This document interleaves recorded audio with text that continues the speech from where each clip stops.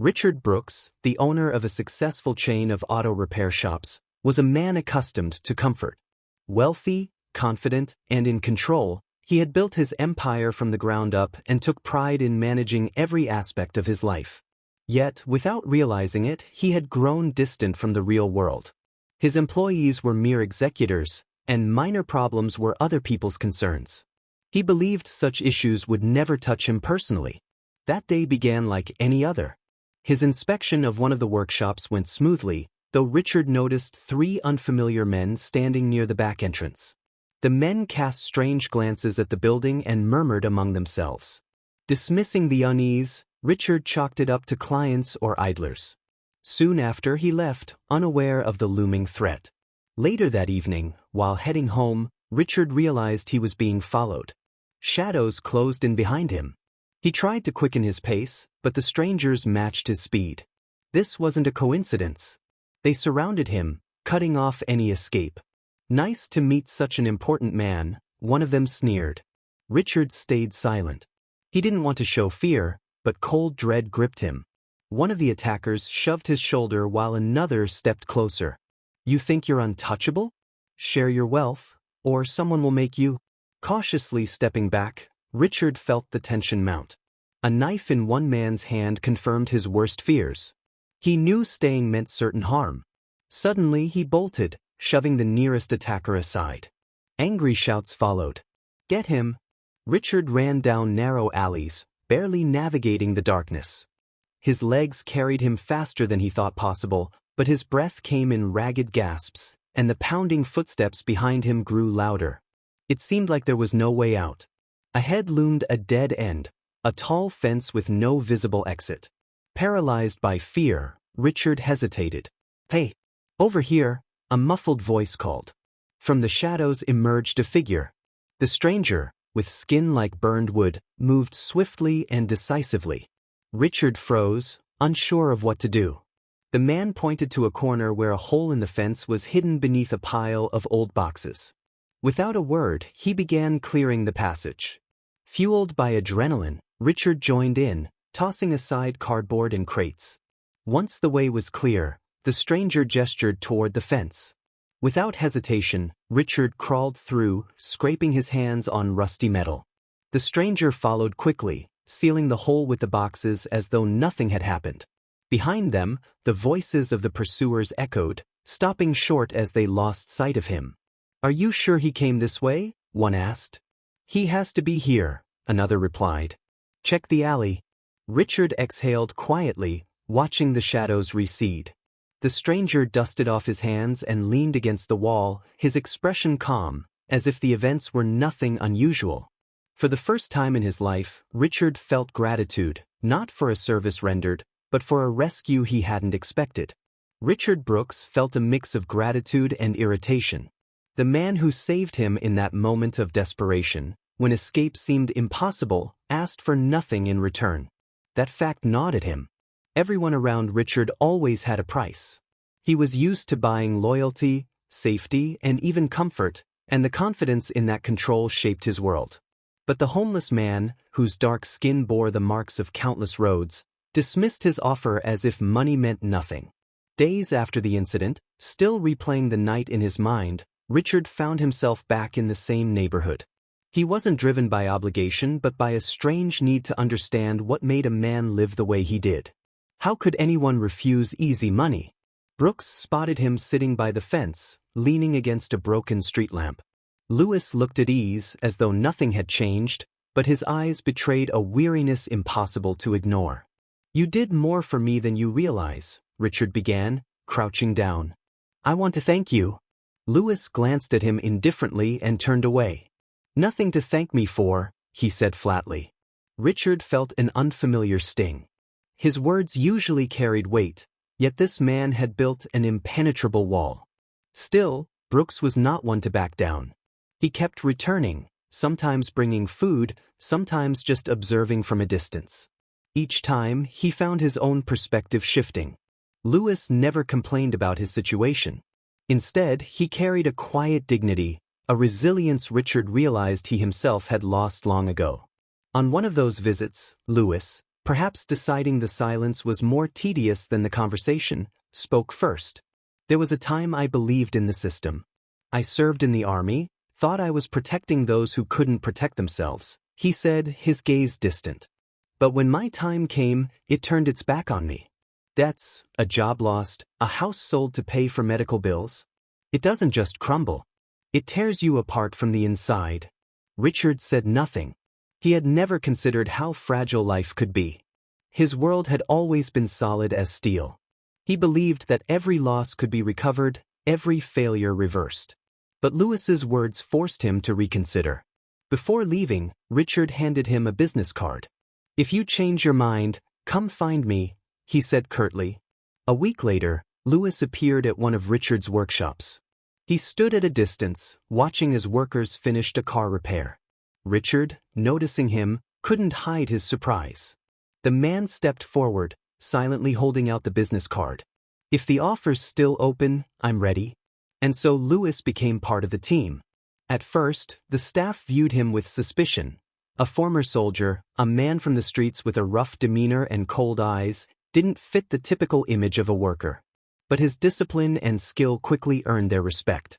Lewis never complained, worked efficiently, and even the workshop manager, initially skeptical, began to trust him. While Lewis was finding his place in a new world, Richard failed to notice his competitors making their moves. Several employees suddenly quit, citing low pay. One workshop experienced a series of small failures: broken equipment, missing parts. It all seemed like a string of coincidences until customer complaints began pouring in. Richard started to suspect someone was targeting him. As he tried to piece things together, he increasingly turned to Lewis for advice. The man proved to be not just a capable worker but a strategic thinker. "This isn't random," Lewis said one evening. "Someone's trying to bring you down. They'll start small, just enough to shake your foundation." Lewis's words proved prophetic. The threat became undeniable, and Richard realized he had no choice but to confront it. Only now, he wasn't alone. After that fateful night, Richard, driven by a mix of gratitude and curiosity, offered Lewis temporary housing in one of his vacant apartments. He explained it as a necessary step before starting work, so Lewis could get himself back on track. Lewis accepted the offer with a reserved demeanor, showing neither excessive gratitude nor discomfort. The next day he arrived at the workshop transformed, clean-shaven, with neatly arranged tools. His posture remained the same, military-like and confident, a man used to carrying responsibility. Lewis entered the workshop as if he belonged. His confidence didn't shout or demand attention, it simply existed. The workers greeted him with wary glances, a mix of doubt and mistrust in their expressions. To them, he was an outsider, a man off the streets suddenly thrust into their midst. No one knew what to expect from this former soldier whose past remained shrouded in mystery. Richard observed this moment intently. He knew it would take time for the team to adjust to the new hire. Lewis, however, didn't bother with grand gestures or attempts to earn trust through words. His approach was simple: work. He threw himself into tasks without hesitation, asking no unnecessary questions. Customers who interacted with him during his first days noted his attention to detail and quick turnaround. But what surprised Richard most was Lewis's ability to resolve conflicts among the staff. He didn't raise his voice or assert authority. Instead, he listened and offered solutions that seemed fair to everyone. Within weeks, the atmosphere in the workshop began to shift. Workers, initially treating Lewis as a temporary inconvenience, started to value his opinions. Not only did he fulfill his responsibilities, but he also helped others when they struggled. Each time a situation seemed at an impasse, Lewis found a way to resolve it. His approach was practical yet disciplined, a hallmark of someone accustomed to structure. Richard gradually realized how wrong he had been in his initial assumptions. Lewis, who had seemed insignificant, turned out to be a man with incredible potential. With each passing day, Richard grew more respectful of him, even if he didn't always show it. Trouble began to surface when the workshop started receiving unusual complaints from customers. One man claimed his car had new scratches that weren't there before. Another complained that his engine was performing worse. Each issue seemed minor, but their frequency created a growing sense of unease. Simultaneously, technical malfunctions began cropping up. A key diagnostic machine suddenly stopped working. When Richard called in technicians, they discovered the equipment had been deliberately tampered with. This was the first real warning sign. Then, workers began reporting that their tools were being moved or misplaced. The tension in the workshop thickened. Richard didn't immediately connect the dots. Only when these problems became alarmingly frequent did he suspect someone was deliberately trying to destabilize his business. But who? Lewis observed everything with a calm detachment. He had seen similar scenarios before, albeit in different settings. One evening, after the workshop had closed, he suggested to Richard that they analyze the situation together. "This looks like small-scale sabotage," Lewis said, reviewing reports of damages. "Things like this don't just happen. Someone wants you to lose trust in your team." "Why?" Richard asked, though he already knew the answer. "To make you lose control. You're a strong player. If they can throw you off balance, you'll become vulnerable." Hearing these words out loud made the threat feel more tangible. Lewis proposed installing additional security cameras in the workshop. Richard hesitated, worrying it might upset the staff. But Lewis convinced him it was a necessary step. The cameras were discreetly installed, with Lewis personally overseeing their setup. He also suggested tightening control over key areas, including the storage room and equipment stations. In the following weeks, the atmosphere began to stabilize. The new security system thwarted several minor incidents. One night, the cameras captured footage of an intruder attempting to break into the workshop. It was undeniable proof that the threats were real. Richard felt more secure, but he knew there was still a long road ahead. Lewis had become more than just an employee. He was someone Richard could rely on in a crisis. For the first time in a long while, Richard felt he wasn't alone in his fight. The workshop, once a symbol of security for Richard, had become a hub of unease and tension. The employees tried to maintain composure despite the strange occurrences and rumors of potential attacks. The sense of looming danger hung in the air like a heavy fog, making everyone flinch at every suspicious sound. Lewis seemed to feel this tension more keenly than anyone else. His demeanor had shifted, more focused, more deliberate, as if preparing for the inevitable.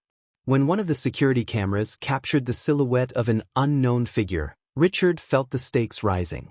The footage showed a person surveying the premises, clearly assessing weak points. This wasn't a random occurrence but reconnaissance. Richard realized he could no longer rely solely on cameras and standard security measures. The next move would be critical. Lewis reviewed the footage and confirmed Richard's concerns. Calmly, he pointed out the workshop's vulnerabilities: the poorly lit back entrance, the easily accessible tool storage. Richard couldn't help but admire how quickly Lewis assessed the situation. Together, they began devising a plan to protect not just the business but the people who worked there. Lewis suggested reinforcing all entrances, securing windows with metal shutters, and adding extra locks.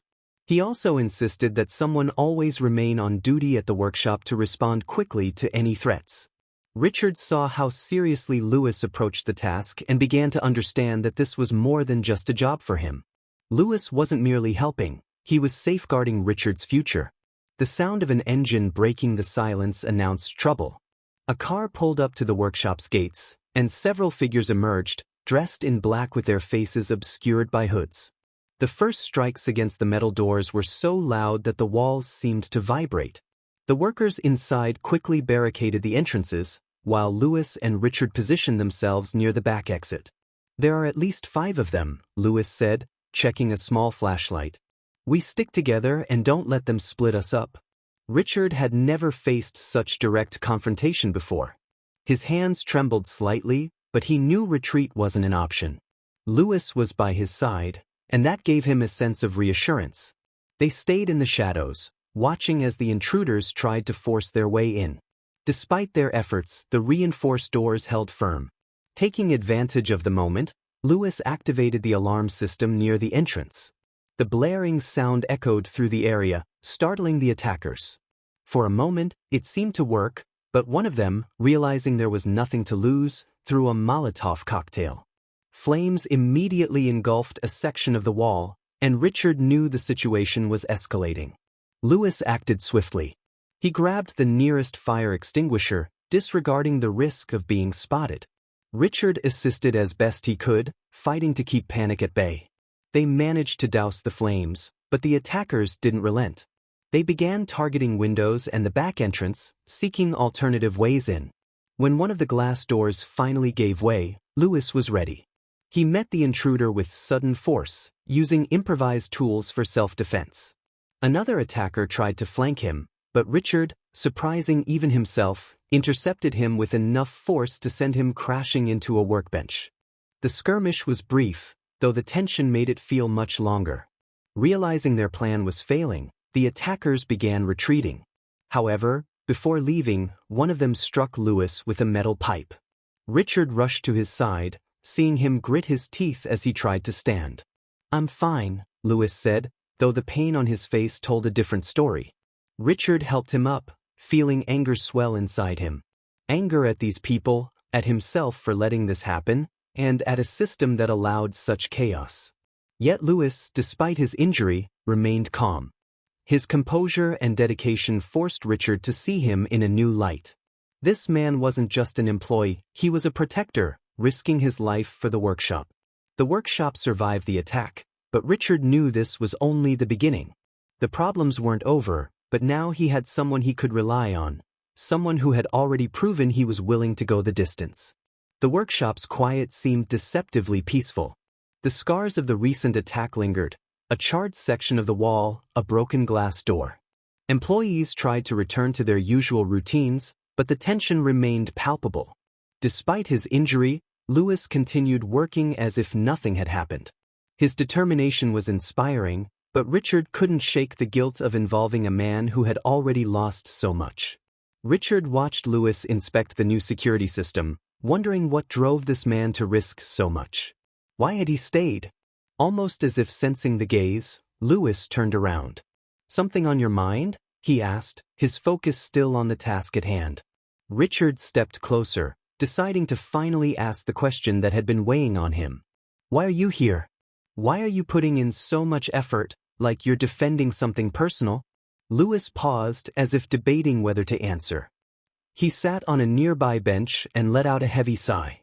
"I used to think I could fix everything. I had a family, a wife, a daughter. But I lost them. Not because I didn't love them, but because I couldn't provide. When I came back from the army, life was harder than I expected. A crisis, debts, no work. Everything fell apart and I just watched. First the house, then their trust, then my family. They left." He stopped, trying to maintain composure, but the pain in his voice was unmistakable. Richard felt a cold realization seep into his thoughts. He had never considered the real stories behind the people he dismissed as statistics. For Lewis, this fight wasn't just a job.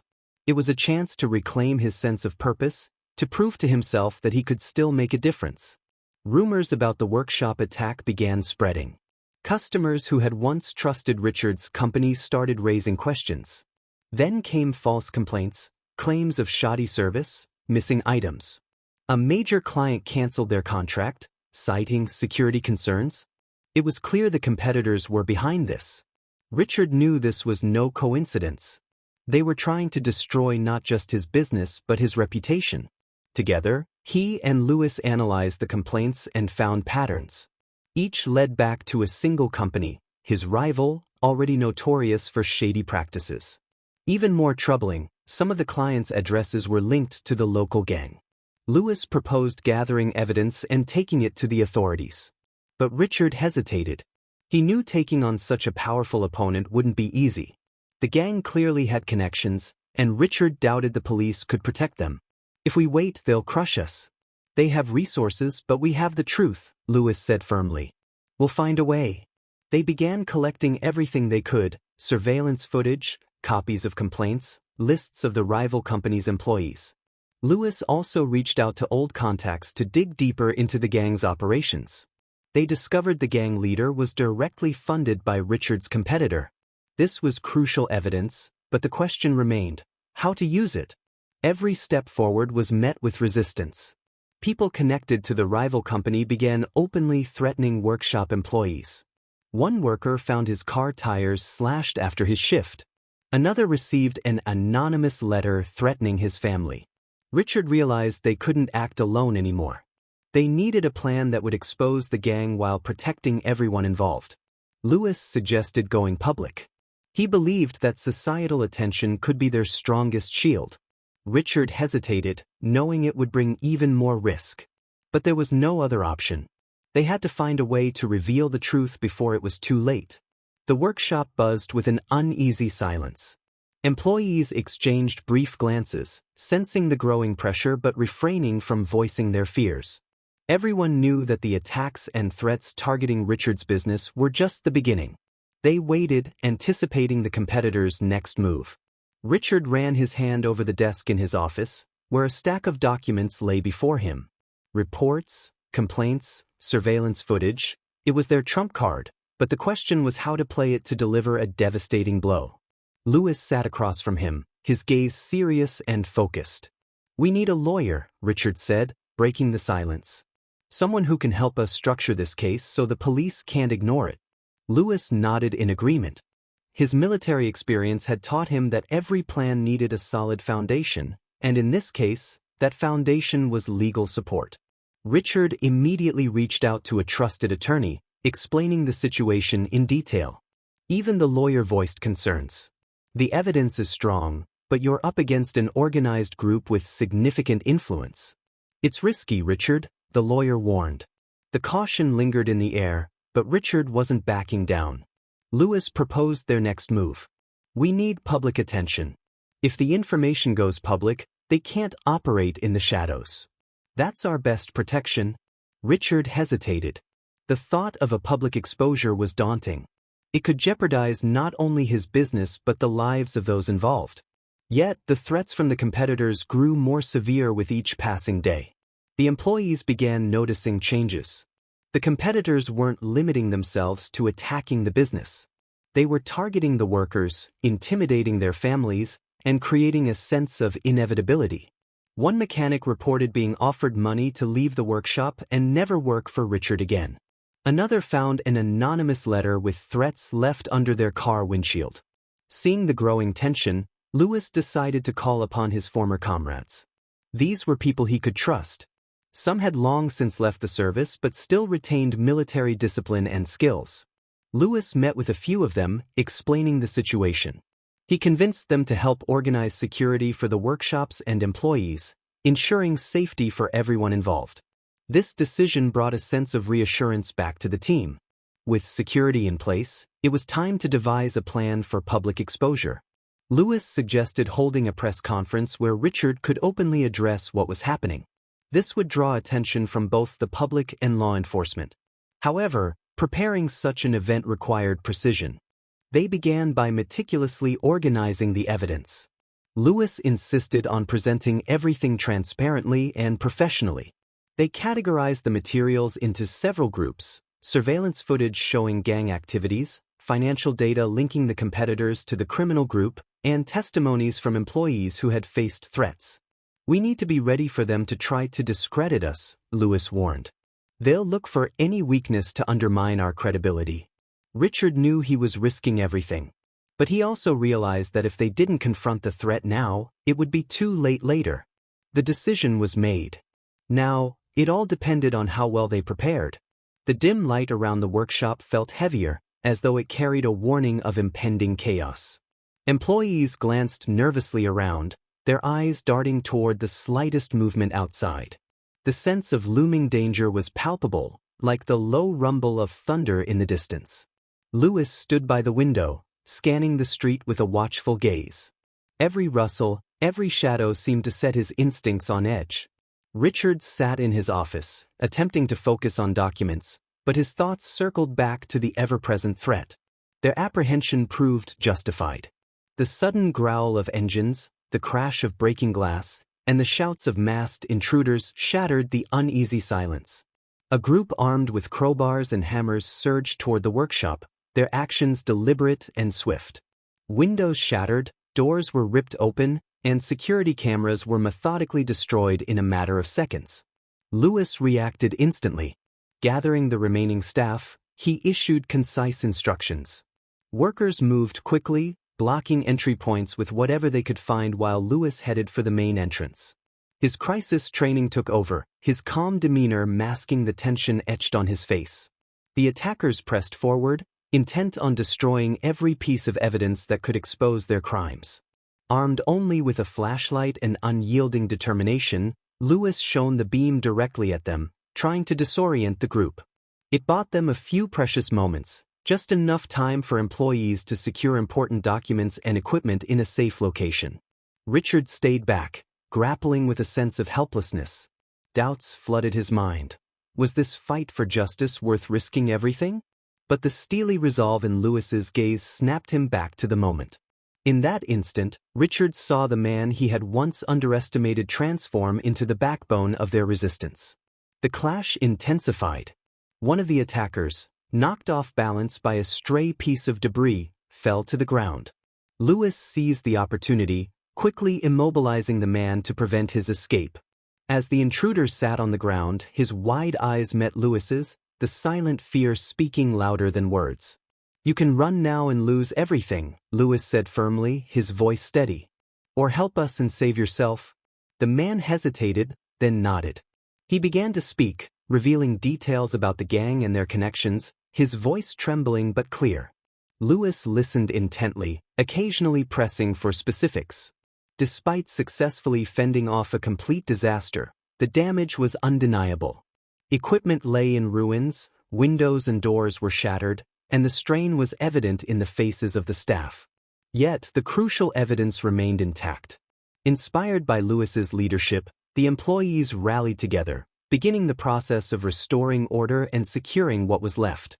Richard watched this impromptu teamwork unfold, a mix of pride and relief washing over him. Though doubts still lingered in his mind, he understood one thing clearly: this fight was far from over, and retreat was not an option. The conference room, packed with journalists and community members, buzzed with tension.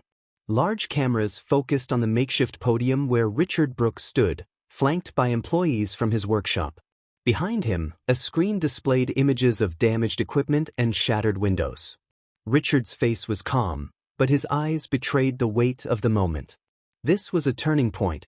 He began by recounting the attacks and threats, outlining the chain of events leading to the press conference.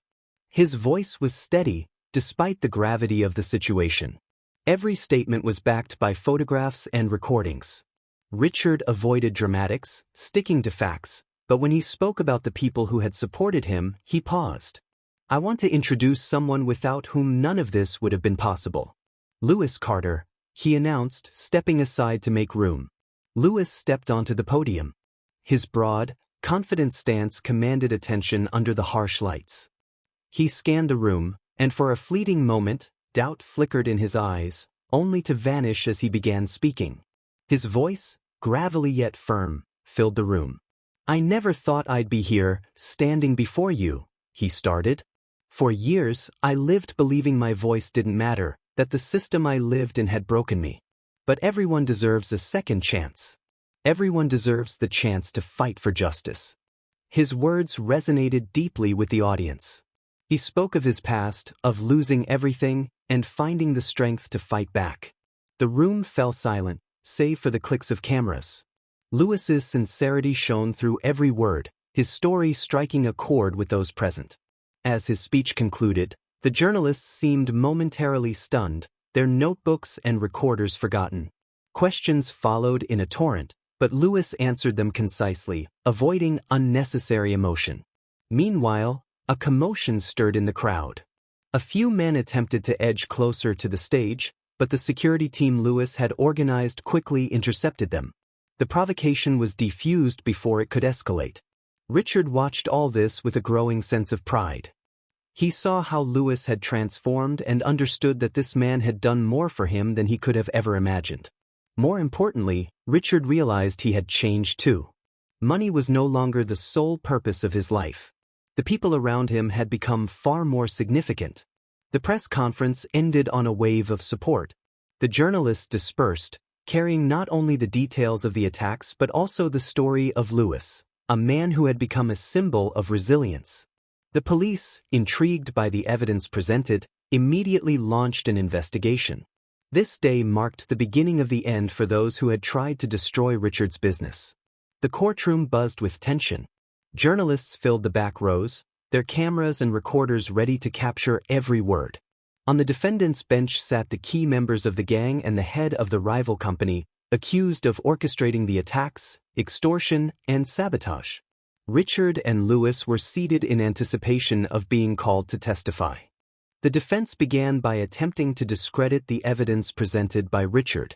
They argued that the surveillance footage could have been manipulated and that the workshop employees' testimonies were unreliable.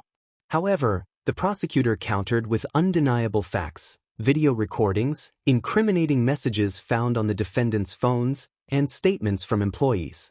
The turning point of the trial came when the defense shifted its focus to Lewis. They targeted him, attempting to paint him as an unreliable witness. One of the defense attorneys, smirking, addressed the court. "How can we trust the words of a man who spent most of his life on the streets? A man who, in essence, was part of the criminal underworld, even if at its lowest level?" A heavy silence fell over the courtroom. For a moment, Lewis seemed to contemplate whether to respond, but Richard unexpectedly rose to speak. His expression was resolute, and his voice carried unwavering conviction. "Lewis Carter is a man who changed my life," he began, addressing the judges directly. "Yes, he's lost much, but he's never lost his honor. When I was at my lowest, facing threats and potential violence, it was this man who saved me. Not for gain, not for glory, but because that's what a person with true principles does." Richard recounted how Lewis had helped organize the defense of the workshops, how his efforts had led to the collection of evidence, and how he had protected employees from harm. He emphasized that a person's past does not define them, their actions do. The judges listened intently, some of their expressions hinting at approval. Following this, the workshop employees gave their testimonies. Each spoke about how Lewis had resolved conflicts, shielded them from threats, and kept operations running under dire circumstances. Their words were heartfelt and compelling. When the time came for the verdict, the courtroom held its breath. The head of the rival company was found guilty of orchestrating the criminal conspiracy and extortion. His business license was revoked, and he was sentenced to several years in prison. The gang members received lengthy sentences for their attacks and intimidation. As Lewis and Richard left the courtroom, they felt a wave of relief. It had been a long and arduous journey, but justice had prevailed. Standing on the courthouse steps, Lewis glanced back at the crowd of journalists. Meeting Richard's gaze, he broke into a smile. The silence in Richard's office was unusual. Papers with proposals and financial plans were spread across the desk, but he wasn't in a hurry to sign them. Standing in front of him was Lewis, reserved yet with a glimmer of curiosity in his eyes. The decision that had been brewing for weeks was finally coming to light, one that would change not just their lives but the lives of countless others. Richard laid the documents out before Lewis. The plan detailed the creation of a center for helping the homeless.